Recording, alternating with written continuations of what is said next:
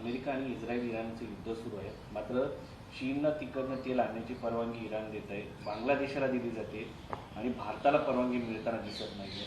त्याकडे कसं बघतात? याच्याकडे बघण्याचं कारणच नाही. हा विषय न बघण्यासारखाच आहे. देशाचे प्रधानमंत्री कुठे आहेत सध्या? तर केरळमध्ये निवडणुकांचा प्रचार करत आहेत. देशाचे प्रधानमंत्री कुठे आहेत? तर तामिळनाडूमध्ये विधानसभेचा प्रचार करत आहेत. देशाचे प्रधानमंत्री कुठे आहेत? तर ते आसाममध्ये निवडणुकीचा प्रचारात गुंतलेले आहेत. या देशामधल्या जनतेवरती जो गंभीर प्रसंग ओढवलेला आहे, पेट्रोल डिझेल तेल संकट, LPG गॅसचं संकट, त्याच्यावरती प्रधानमंत्र्यांकडून अद्याप कोणतीही कारवाई, कोणतेही साधं वक्तव्य आलेलं नाही. हे फक्त निवडणुकीमध्ये, निवडणुका जिंकण्यामध्ये आणि त्यासाठी सरकारी तिजोरीचा अमाप खर्च करण्यामध्ये. हा प्रवास जो चालला आहे सरकारी खर्चानंच चालला आहे ना. सरकारी खर्चानंच हा राजकीय प्रचाराने प्रवास चालला आहे. त्याच्यामुळे देशाचं दुर्दैव आहे की अशा प्रकारचे संवेदनशून्य प्रधानमंत्री आम्हाला लाभलेले आहेत. परराष्ट्र धोरणामध्ये जो बदल झाला, आपला इराण मित्र राष्ट्र होता, मात्र अलीकडच्या काळामध्ये जो बदल केला त्याचा परिणाम देशाला भोगावा लागतोय का? नक्कीच. या देशाला मुळात या क्षणी परराष्ट्र धोरण नाही. नरेंद्र मोदी यांना जगामध्ये कोणताही मान आणि प्रतिष्ठा राहिलेली नाही नेते म्हणून. एकेकाळी जागतिक राजकारणामध्ये आणि जागतिक घडामोडी भारताला, या देशाला फार महत्त्व होतं की भारताची भूमिका काय आहे. पण मोदी आल्यापासून भारताच्या भूमिकेला कोणतेही महत्त्व राहिलं नाही. इराणचं युद्ध, इस्रायलबरोबरचं, त्याच्यामध्ये भारताची भूमिका असायला हवी. पण युद्धाचा आधी एक दिवस प्रधानमंत्री मोदी इस्रायलला जातात आणि त्यानंतर 24 तासामध्ये इराणच्या सुप्रीम लीडरची हत्या केली जाते आणि त्याचा शोकसुद्धा या देशाचे पंतप्रधान व्यक्त करत नाही. याचा अर्थ तुम्ही कोणाच्या तरी दबावाखाली आहात, कोणीतरी तुम्हाला ब्लॅकमेल करताय, कोणीतरी तुमच्यावरती लक्ष ठेवून आहे. सध्या गॅसमुळं म्हणजे स्वयंपाकघरापर्यंत युद्ध पोहोचलंय. या संदर्भामध्ये सर्वपक्षीय बैठकीची मागणी समोर येते. नाही, तसं काय घाबरून जाण्याची गरज नाही. नाही, काही घाबरून जायची गरज नाही आहे. फक्त जय श्रीराम म्हणायचं, घरी सिलेंडर येते. भारतीय जनता पक्षाचा जो मंत्र आहे की जय श्रीराम म्हणायचं, की जय नमो नमो म्हणायचं, म्हणजे तुम्हाला घरपोच सिलेंडर LPG आपोआप येणार. घरपोच सिलेंडर, फक्त तुम्ही जय श्रीराम म्हणायचं. नमो नमो नमो नमो हा एक मंत्र आहे. या मंत्रानंतर तुम्हाला घरपोच सिलेंडर वगैरे सगळं मिळेल. पेट्रोल डिझेल तुम्हाला घरपोच येईल, बरं का. तुमच्या दारामध्ये पाईप घेऊन येतील. नमो नमो म्हणा आणि जय श्रीराम म्हणा, सर्व काही मिळेल.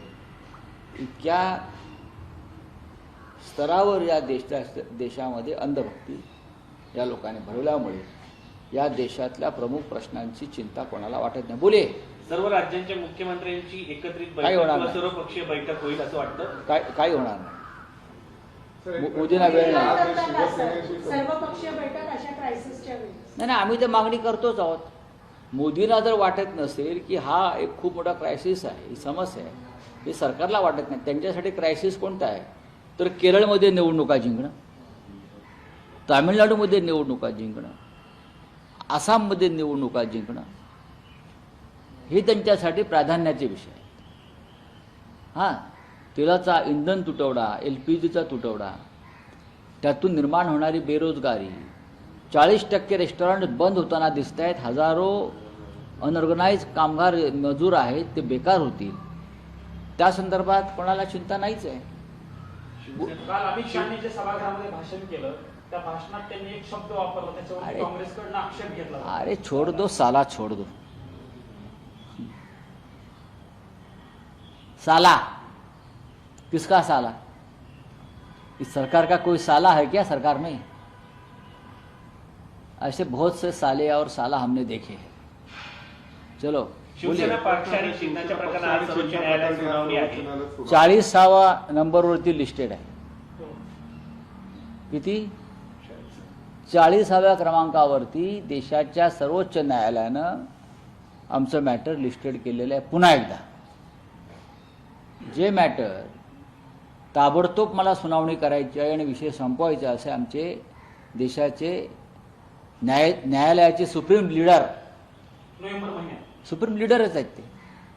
नोव्हेंबर महिन्यात सांगितलं होतं ना सुप्रीम कोर्टच्या सुप्रीम न्यायाधीशांनी.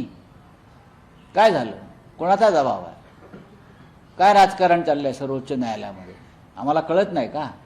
हा, पण त्याच भ्रष्टाचाराच्या प्रकरणावर न्यायालयीन भ्रष्टाचाराच्या प्रकरणावरती टिप्पणीवरती पाठ्यपुस्तकातील धड्यावरती जेव्हा प्रश्न येतो तेव्हा सर्वोच्च न्यायालय अत्यंत गंभीर सर्वोच्च न्यायालयाला भ्रष्टाचारासंदर्भात छाती पिटून घेण्याची काही गरज नाही. भ्रष्टाचार सर्वोच्च न्यायालयापर्यंत पोहोचलेला आहे, राजकीय दबाव तिथपर्यंत पोहोचलेला आहे. तसं नसतं. आज सुद्धा 40व्या क्रमांकावरती आमचं मॅटर लिस्टेड झालं नसतं जर देशाच्या संविधानासंदर्भातला एक मॅटर आहे, राज्यघटनेसंदर्भात. त्या राज्यघटनेसंदर्भात तुम्हाला सुनावणी संपवायला आणि निर्णय द्यायला वेळ नसेल तर भ्रष्टाचार आहेच. सर, कोर्टानं जो नोव्हेंबर महिन्यात तुम्ही उल्लेख केला तेव्हा कोर्ट असं म्हणाल होतं की शरद पवारांच्या पक्षाचं मॅटर आणि तुमच्या पक्षाचं मॅटर हे एकत्र घेऊ आणि तेव्हा 5 तासांचा वेळही कोर्टानं निश्चित केला. मग आता वेळ फक्त तुमचं मॅटर लावलं, त्यांचं मॅटर लावलेलं नाही. पाहू ना, पाहू. पण 40व्या क्रमांकावर आता परत एक तारीख देतील 2 महिन्यानंतर. हा एक ऐतिहासिक विक्रम आहे की किती वेळा तारखा पडल्या या प्रकरणात आणि किती सर्वोच्च न्यायालयाचे न्यायाधीश, प्रमुख न्यायाधीश बदलले.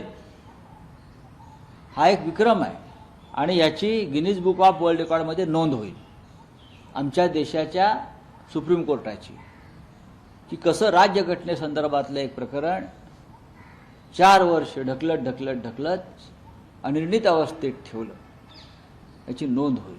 चलिए बोलिए, आपका क्या है?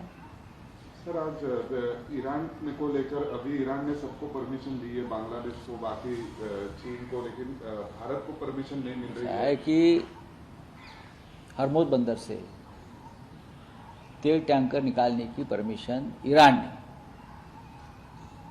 चीन को दी है, रशिया को दी है, बांग्लादेश को भी दी है. हाँ, मालदीव और नेपाल को भी मिल सकती है परमिशन. लेकिन हमारे विश्व गुरु जिस देश के नेता है भारत देश, उस देश को अब तक रोका गया है. ये हमारी प्रतिष्ठा है. हाँ, जागतिक मंच पर ये हमारी प्रतिष्ठा है, ये हमारा धाक है. लेकिन कहाँ है प्रधानमंत्री हमारे, वर्ल्ड लीडर, विश्वगुरु? वो केरल में पार्टी का प्रचार कर रहे हैं, चुनावी प्रचार में. वो तमिलनाडु में प्रचार कर रहे हैं, वो आसाम में प्रचार कर रहे हैं और प्रचार में मंच से अपने विरोधियों के ऊपर ऐसे शब्दों का इस्तेमाल करके भाषण दे रहे हैं. ये किसी नेता को शोभा नहीं देता तो प्रधानमंत्री पद पर है, चाहे राहुल जी हो, चाहे कांग्रेस हो, चाहे स्टालिन जी हो. लेकिन आप इस देश में जो स्थिति पैदा हो गई है ईरान इजराइल युद्ध से, उस बारे में आप बात नहीं करें. एलपीजी का शॉर्टेज हो गया है, पेट्रोल डीजल का शॉर्टेज हो रहा है, उससे लोगों में एक अराजकता और भय पैदा हुआ है. अब अनऑर्गेनाइज लेबर के लिए समस्या पैदा होगी.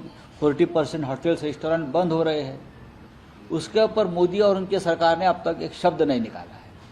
हाँ, लेकिन केरल, असम, तमिलनाडु में जाकर आप भाषण दे रहे हो चुनाव रैली में.